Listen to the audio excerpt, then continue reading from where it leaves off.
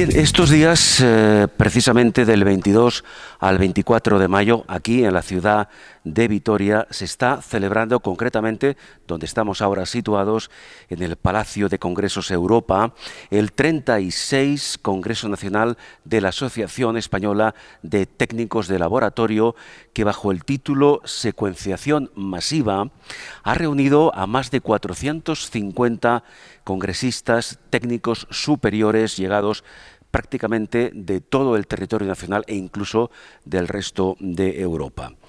Es un evento científico donde se han presentado más de 350 comunicaciones y que ha comenzado con el curso previo Técnicas de Secuenciación Masiva, con prestigiosas ponencias en donde se están abordando precisamente diferentes aspectos y nuevas perspectivas en el área de biología y genética.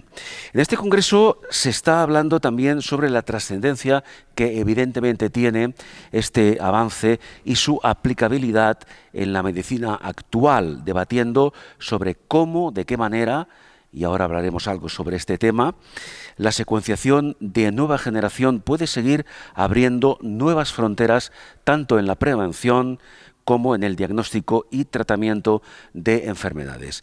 Vamos a hablar ahora con el doctor Carlos Rodríguez Lucas.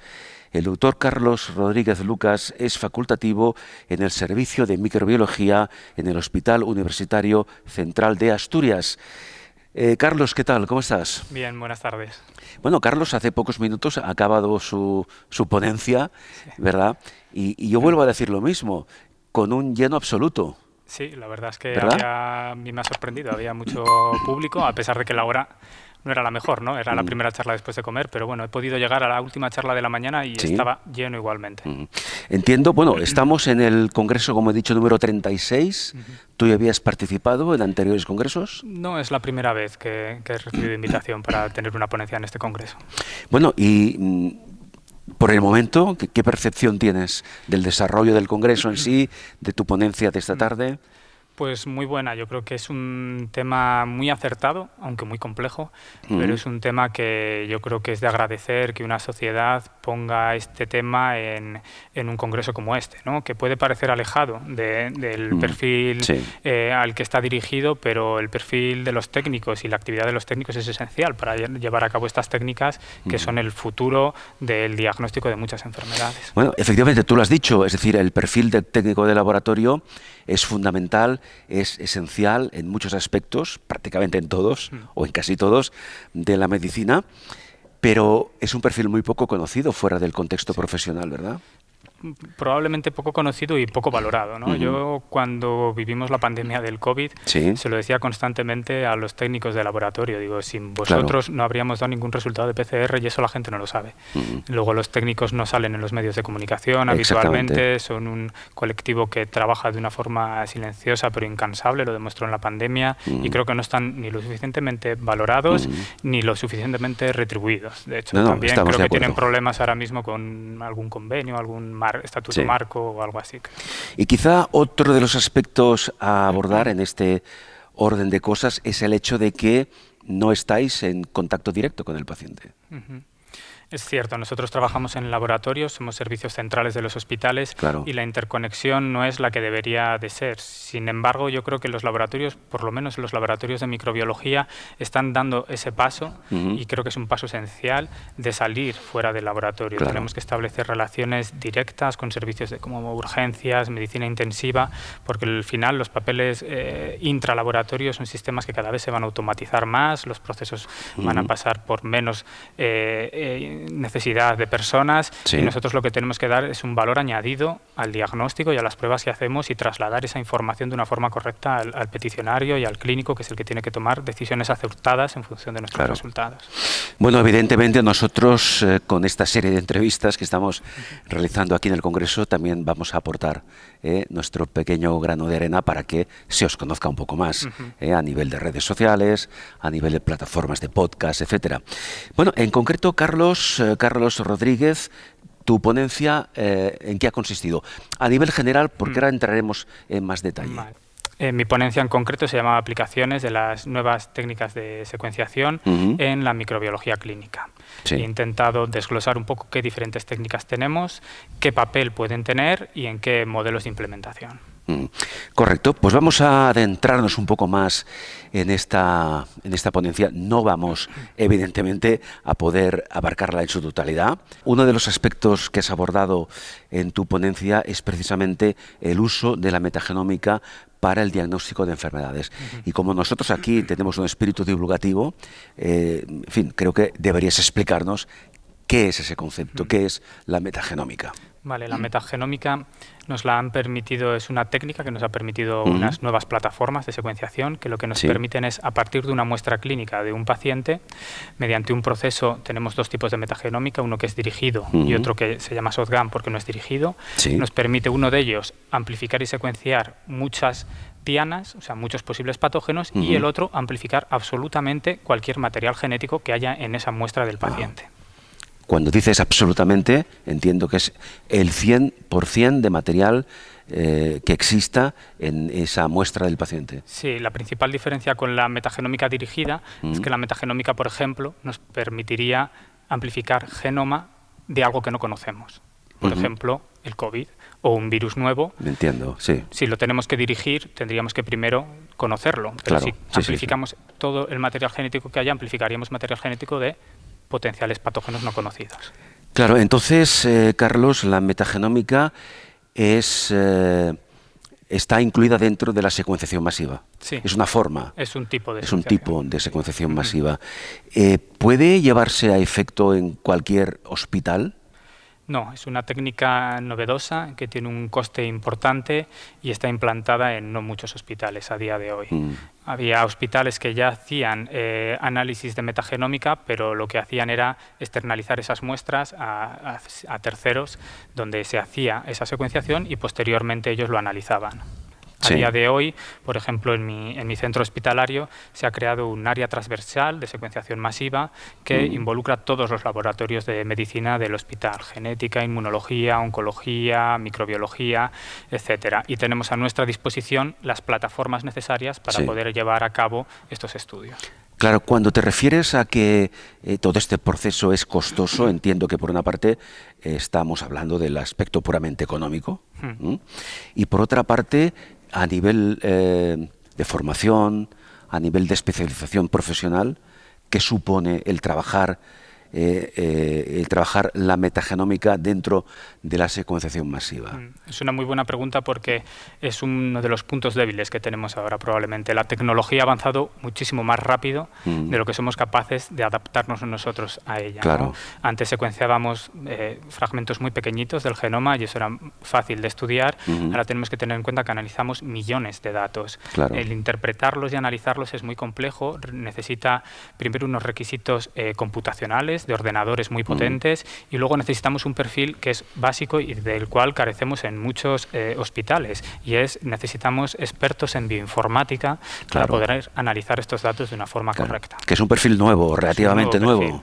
Yo a toda persona que me pregunta que tiene interés por la rama de ciencias de la salud y está en esa fase, ¿no?, que tiene que decidir a qué dedicarse, siempre le digo que si la bioinformática puede estar entre una de las cosas que les guste, es una de las asignaturas pendientes y con más salida probablemente. Hoy por hoy estamos en déficit de profesionales. Sí, estamos en déficit. ¿Esto afecta de alguna forma?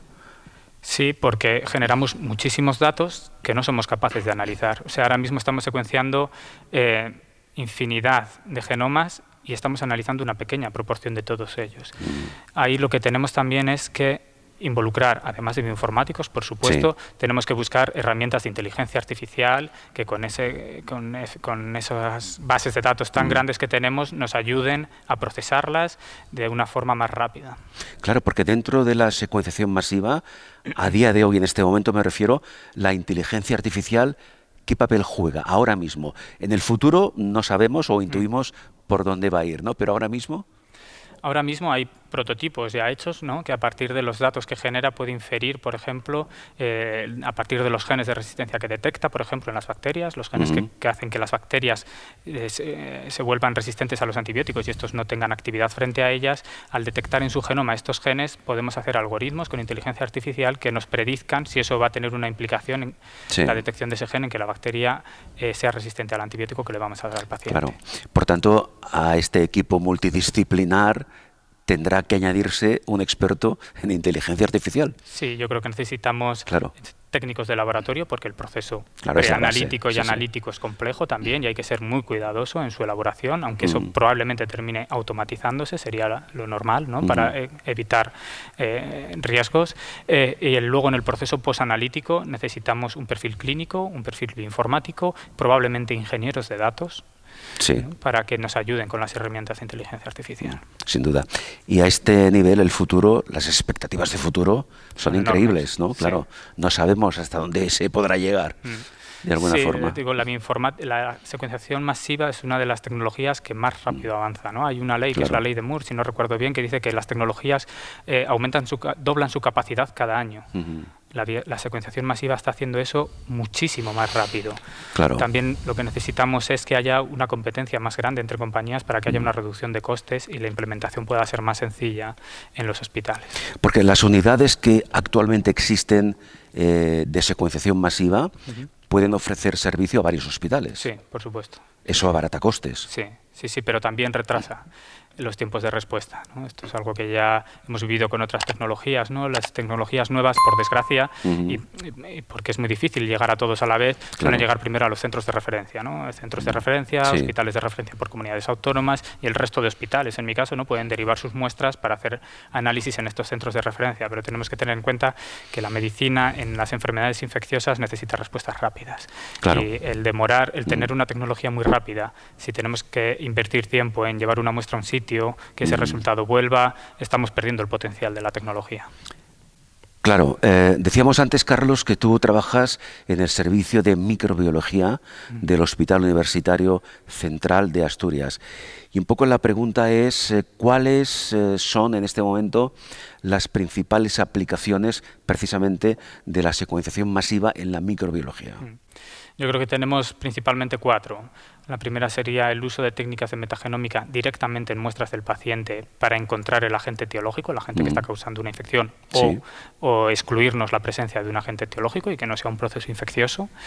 En un segundo lugar tendríamos los análisis de la microbiota, qué composición tiene, por ejemplo, una muestra de microbiota respiratoria o de microbiota gastrointestinal en ciertas enfermedades y qué papel juegan ellas, como puede ser la microbiota respiratoria en los pacientes con fibrosis quística versus pacientes sin fibrosis quística, o la microbiota intestinal en pacientes con cáncer colorectal. Podemos buscar nuevos biomarcadores para hacer diagnósticos más precoces.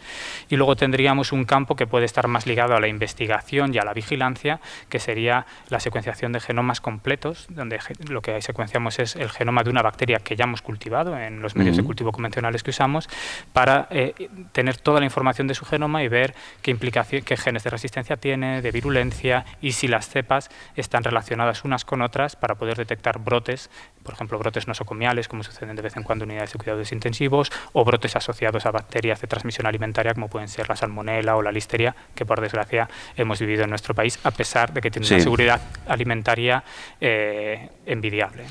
Hemos hablado, has comentado el tema de la microbiota y, claro, visto desde fuera, los que no somos expertos, siempre oímos hablar de la microbiota, pero exclusivamente a nivel intestinal. Pero va mucho más allá, como has dicho. Tenemos que tener en cuenta que tenemos más DNA de bacterias que de personas en nuestro cuerpo.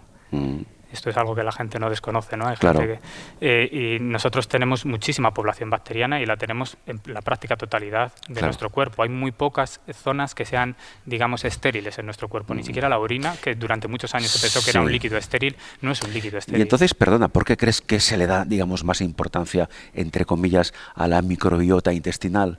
Bueno, porque la microbiota intestinal, además de que probablemente fuese la primera que se empezó a estudiar, ha demostrado que tiene una interconexión con con muchos órganos a distancia, ¿no? Que la microbiota intestinal está conectada con cambios en pacientes con diabetes, pacientes con Alzheimer, pacientes con obesidad, por supuesto, pero está relacionada con muchas enfermedades autoinmunes también. Es como, digamos, un buen biomarcador, ¿no? Y además es una muestra muy accesible para estudiar. Cierto, y permíteme además, entre comillas, una moda, porque yo nunca había oído hablar con tanta insistencia en diferentes medios de la microbiota intestinal, del llamado segundo cerebro.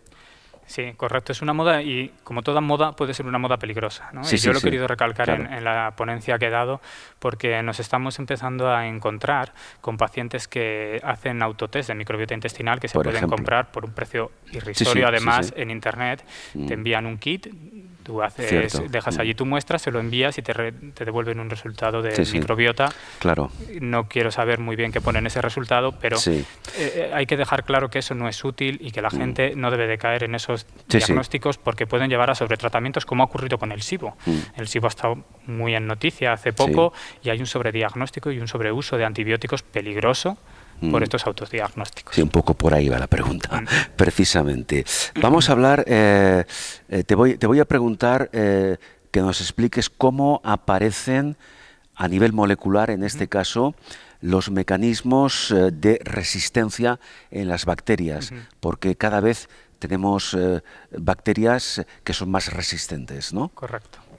Hay una cosa que llama mucho la atención y no mucha gente conoce tampoco, y es que las bacterias no se vuelven resistentes a los antibióticos.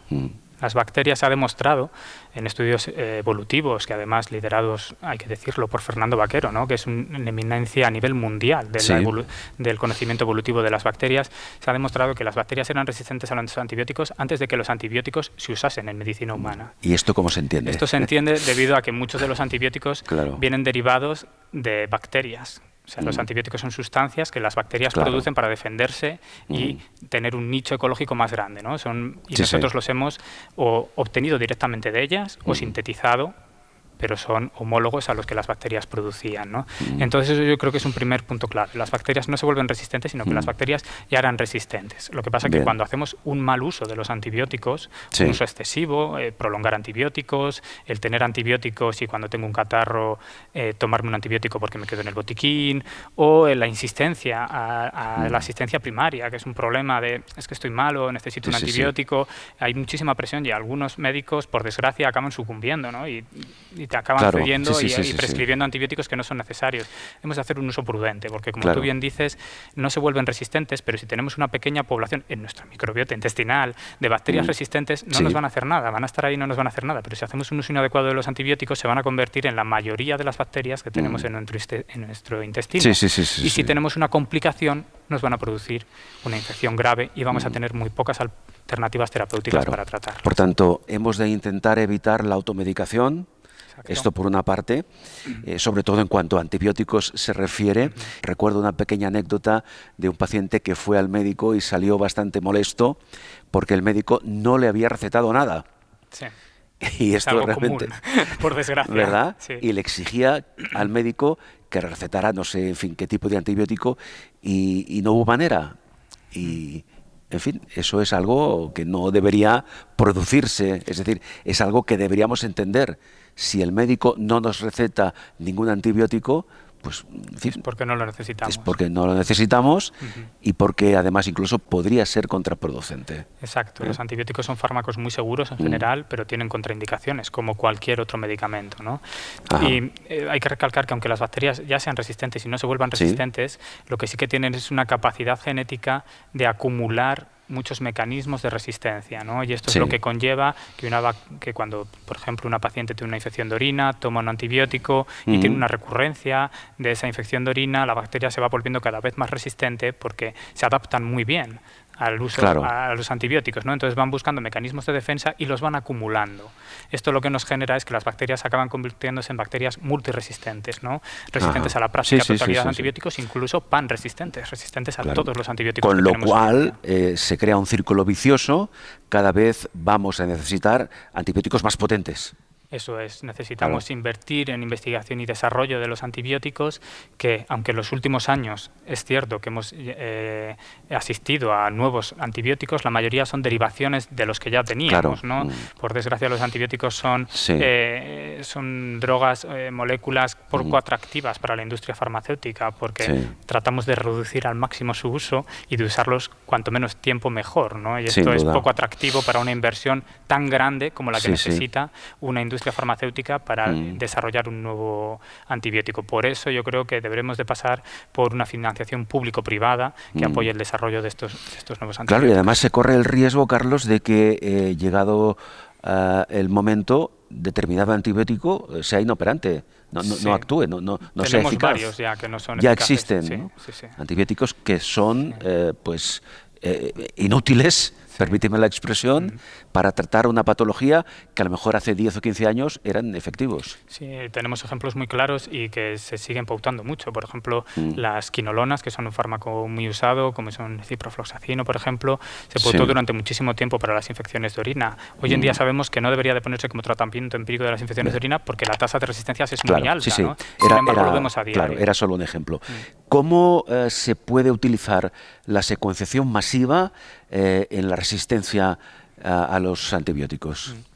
Vale, nosotros lo usamos de dos formas diferentes, ¿no? Un uso ya es real y está implantado, y es que cuando nosotros hacemos las pruebas de sensibilidad en los laboratorios, por pruebas fenotípicas que llevamos años usando, esta complejidad que las bacterias hemos comentado, que acumulan muchos mecanismos de resistencia, hace que a veces los patrones que nos encontramos sean difíciles de interpretar, ¿no? Y entonces secuenciamos su genoma para poder comprenderlos mejor, ¿no?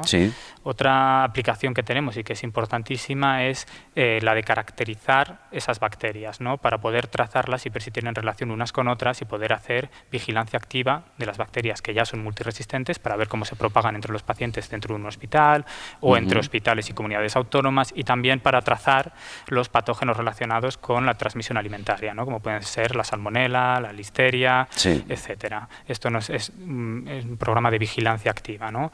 Y por último, esta está menos implantada porque está en una fase más inicial, potencialmente con la metagenómica que comentábamos antes. Al poder secuenciar todo el genoma presente en la muestra de un paciente, si ese paciente, por ejemplo, tiene una infección sanguínea, nosotros podríamos coger teóricamente plasma de ese paciente, hacer un estudio de metagenómica y no solo detectar qué bacteria tiene, sino que como podríamos secuenciar también su genoma, podríamos saber qué genes de resistencia tiene, y si esto lo apoyamos sobre inteligencia artificial, podríamos tratar de inferir qué fenotipo va a tener de resistencia a los antibióticos, es decir, qué antibióticos van a ser activos frente a la bacteria que hemos detectado en la sangre de ese paciente en un tiempo muy reducido. Digo, eso es ideal. Eso sería, para tratar al paciente exclusivamente con la medicación que se sabe que va a ser efectiva y que va a responder el paciente. Correcto, eso es un cambio de paradigma, ¿no? Para mí eso sería la revolución, que quiero recalcar que esto no está actualmente implementado, ¿no? Pero para que nos hagamos una idea, ahora mismo desde que un paciente tiene una sospecha de una infección sanguínea y se le toma una muestra, como pronto podremos dar resultados en 48 o 72 horas.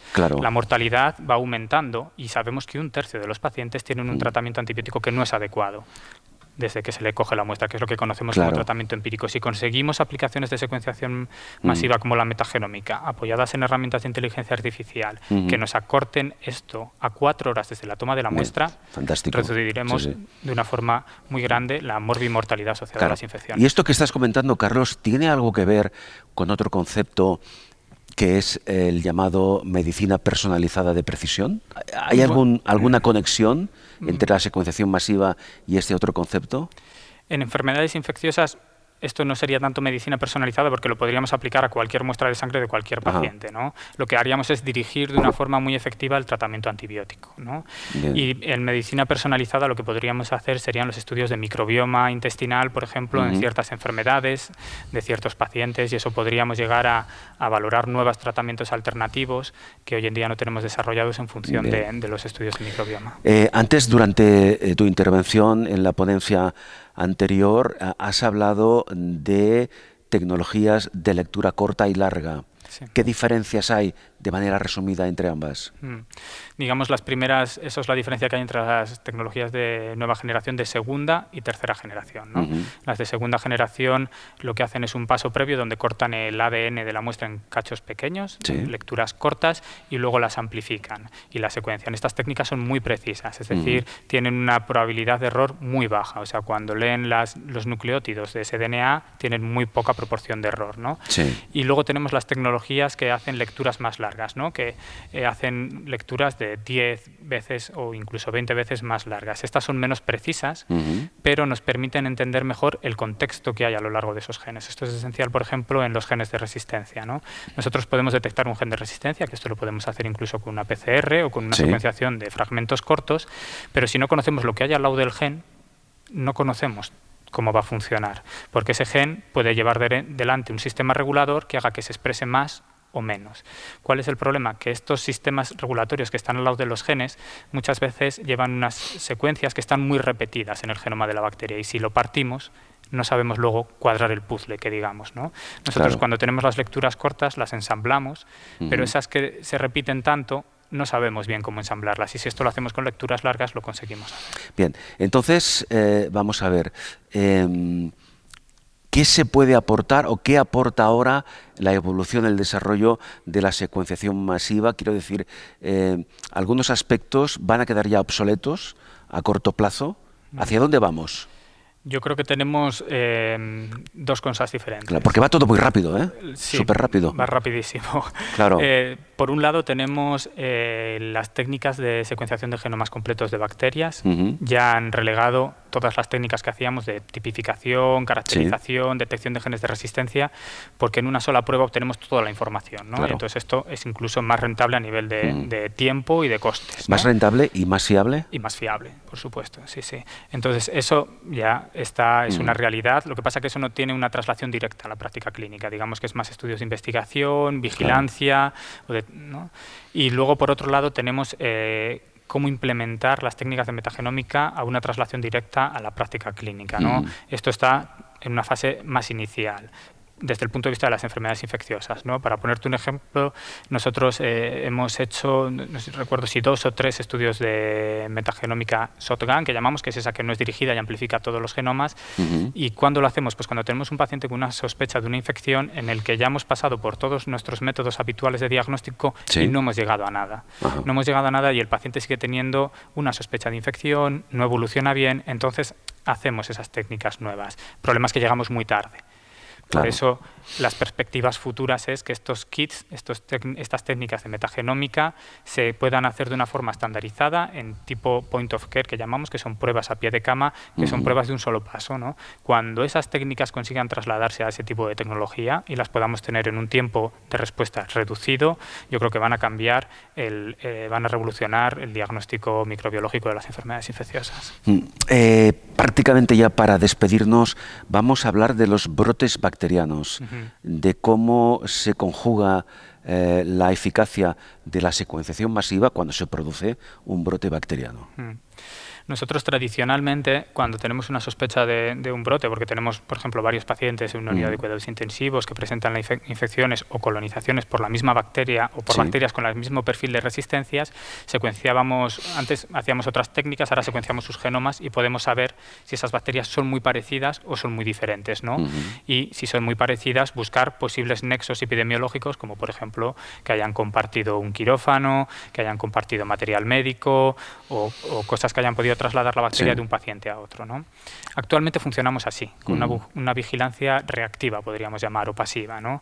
Lo ideal sería anticiparnos a los brotes y hacer una vigilancia que todas las bacterias que analizásemos en el laboratorio se pudiesen secuenciar y así detectar rápidamente que dos pacientes que están en la misma unidad o dos pacientes que están en el mismo hospital tienen exactamente la misma bacteria y ir a buscar el nexo epidemiológico para cortarlo y buscar el reservorio, si hay un potencial reservorio ambiental, que a veces lo hay, y poder erradicarlo y evitar que el brote llegue a otros niveles, que es cuando los detectamos, por desgracia, hoy en día. ¿Esto que nos comentas tiene algo que ver con las llamadas infecciones nosocomiales? Sí, son infecciones relacionadas con la asistencia sanitaria que por desgracia ocurren y son prácticamente inevitable es erradicarlas del todo, pero debemos de minimizarlas al máximo, ¿no?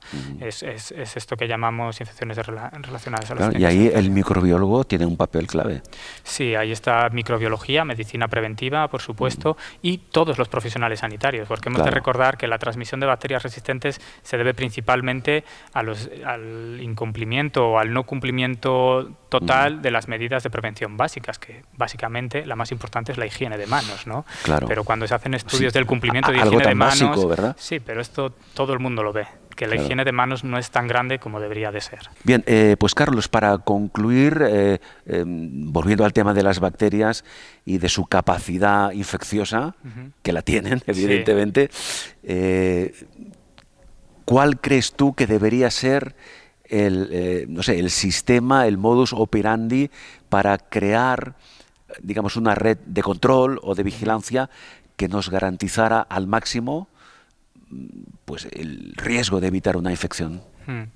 Bueno, el riesgo de evitar una infección es inherente a tener las bacterias viviendo con nosotros, ¿no? Pero lo que debemos de evitar es aquellas infecciones prevenibles, ¿no? O minimizarlas al máximo, ¿no? Por ejemplo, debemos de evitar la diseminación de bacterias multiresistentes o controlar de forma rápida y efectiva los brotes de bacterias relacionadas con la transmisión alimentaria, ¿no?